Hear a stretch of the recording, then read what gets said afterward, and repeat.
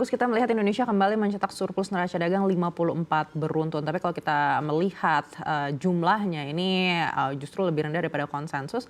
Bahkan dibandingkan dengan bulan sebelumnya juga relatif menurun begitu. Apakah ini sudah sesuai dengan ekspektasi Anda?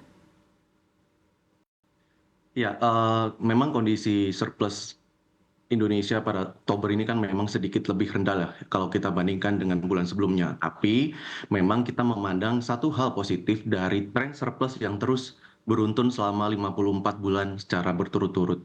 Kita mencatat memang ini perlu dilakukan ya beberapa upaya dari pemerintah untuk terus menjaga tren surplus ini terus berlanjut. Kuncinya apa? Memang kalau dari kami melihat memang salah satu kuncinya adalah hilirisasi.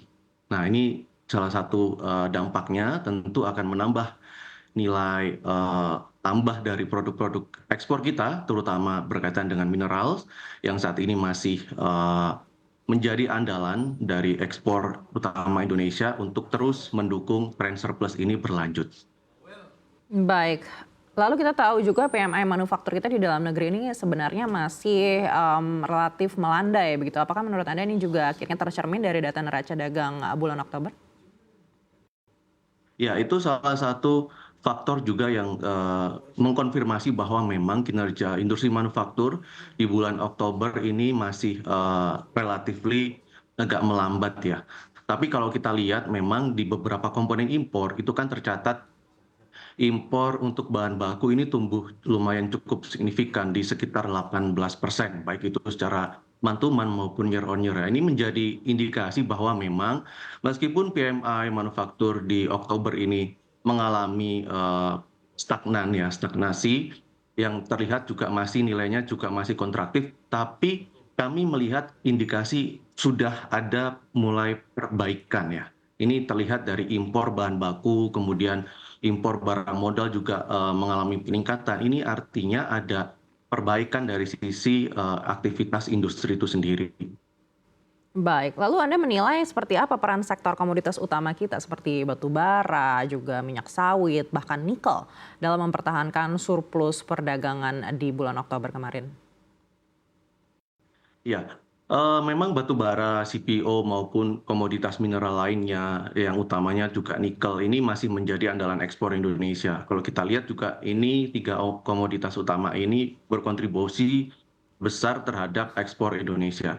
Nah, untuk mewujudkan bahwa Indonesia akan terus melanjutkan tren surplus dalam jangka panjang, terutama didukung oleh kontribusi ketiga komoditas ini, kuncinya satu tadi yang saya sampaikan bahwa kita harus meningkatkan nilai tambah dari ketiga produk tersebut. Contohnya adalah nikel ya. Nikel kita olah menjadi stainless steel, ini nilai tambahnya meningkat lebih dari 15 kali lipat. Nah, ini kita perlu implementasikan ke berbagai komoditas lainnya. Tidak hanya di komoditas mineral, kita juga punya unggulan, kita punya daya saing yang cukup besar di komoditas pertanian, perikanan, dan komoditas mineral lainnya yang tentu ini menjadi salah satu fokus bagi pemerintah kita untuk terus mendorong hilirisasi dan meningkatkan nilai tambah itu sendiri. Baik, di sisi lain kita tahu permintaan global ini juga masih terus tertekan karena yang geopolitik yang masih terus berkembang. Apakah menurut Anda ini menjadi faktor utama dari pelemahan surplus neraca dagang kita di bulan Oktober?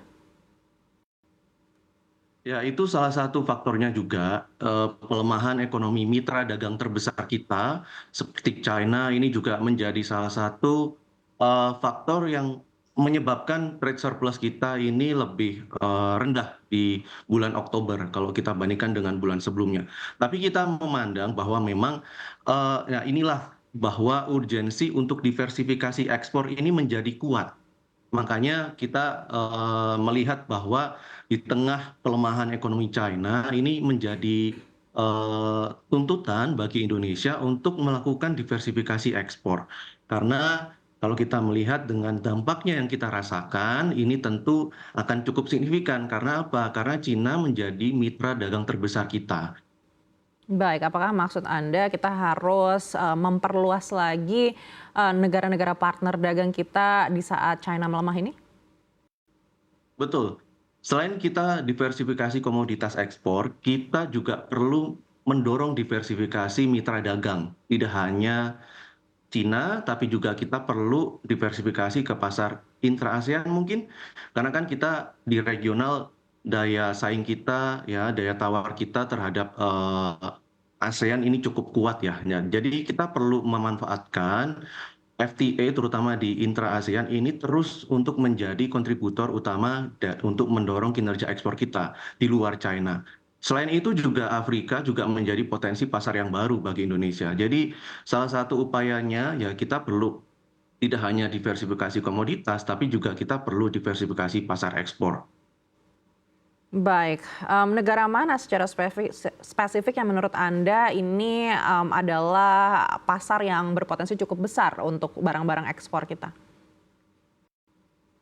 Ya, kalau kita melihat memang dari sisi kontribusi antar negara ya, kalau kita lihat kan pasar utama ekspor Indonesia selain China adalah ASEAN, India, kemudian kita juga ekspor sebagian ke Afrika. Nah, ini menjadi peluang kalau kita bisa meningkatkan ekspor ke intra-ASEAN itu sendiri. Karena kan ini juga sejalan dengan apa yang kita ingin capai bersama dengan kawasan negara-negara di kawasan ASEAN, bahwa kita ingin mendorong intra-trade kita di kawasan ASEAN itu terus meningkat. Nah, inilah yang menjadi peluang. Kita perlu dorong untuk perdagangan di intra-ASEAN ini terlebih dahulu, gitu kan, untuk mengantisipasi apabila terjadi pelemahan di mitra dagang utama kita, terutama China. Kemudian yang kedua, di India. India kita sudah terjalin kerjasama perdagangan yang cukup erat ya, dan trennya juga selalu meningkat. Kontribusi India terhadap pasar ekspor Indonesia juga terus meningkat, terutama di beberapa komoditas, baik itu batu bara maupun CPO. Nah, ini menjadi peluang apabila nanti ke depan, ini kan resiko pelemahan ekonomi China kan masih terlihat ya, masih belum ada sinyal signifikan untuk pemulihan ekonomi Cina ke depan. Nah, ini menjadi peluang bagi Indonesia untuk kita upayakan ekspor ke negara-negara lain yang prospek pertumbuhannya juga masih positif, seperti India dan ASEAN.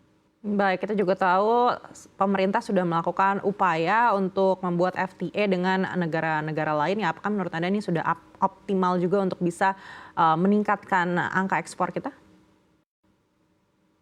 Ya, itu salah satu upaya yang perlu kita lakukan, kemudian kita perluas juga ke negara-negara lain. Karena kan FTA tentu ini ada positifnya juga bagi Indonesia, terutama kita bisa memperluas pasar ekspor kita tidak hanya ke negara-negara tertentu yang saat ini masih menjadi eh, apa ya, negara yang kita bergantung kepada mereka seperti US, kemudian China dan beberapa negara besar lainnya seperti itu.